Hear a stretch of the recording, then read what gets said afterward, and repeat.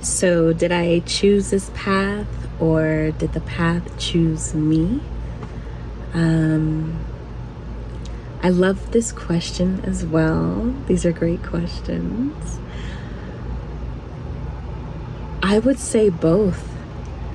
I think that the context arises for us to become who it is that we're supposed to be, and it's our role to step through the gateway into our becoming and to really claim it and to really name it.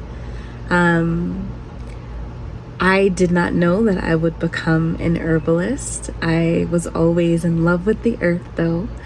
I was always fighting for the earth. I wanted to be a Supreme Court justice. It was one of my dreams growing up and what propelled me through college and university and everything like that. And then I got sick. Ooh, your girl got so sick.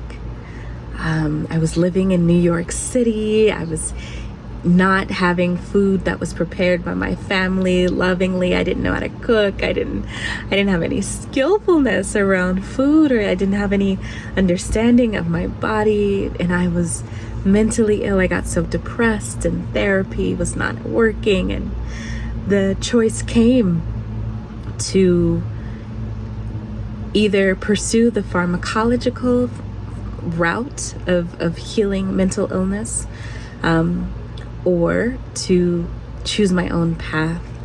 And so because I had seen the impact of pharmaceutical medicines on my family, and it seemed that like once you started, you just got worse and worse, I decided to choose my own way. And what that looked like for me was I chose the path of the earth. I chose the path of food. I couldn't feel anything at all. It was this terrible deadness, which was the defining factor of my depression. But when I thought about food, when I saw food, when I was watching food documentaries on Netflix, it was the only time that I felt alive. And so I followed that path and started taking courses in the food studies department, my university, and that led me to a book by Michael Pollan called The Botany of Desire, or another book of his, The Omnivore's Dilemma, where I was introduced to permaculture through Polyface Farm and Joel Salatin. And so I left university to travel and study permaculture, and it was there that I met my first mentor, Kay Baxter, who really taught me the foundations of food as medicine and planted this idea that I could heal my depression with food.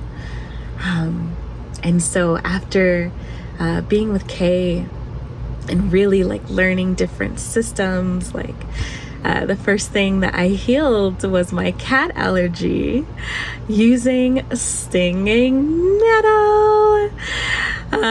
And I reverse engineered what I learned about how allergies worked, and I found the compounds and constituents that were there on the farm. And so I got quercetin from the orange peel of the mandarin tree, and I got my omega-3 fatty acids, which are anti-inflammatory, from hand feeding the chickens rapidly growing green herbs so that their egg yolks would become orange, which for me was an indicator not only of vitamin A, which is anti-inflammatory, but the predominance of omega-3 fatty acids. And so I got my omega-3s from chicken eggs, and that was really the first thing I fully healed on my own.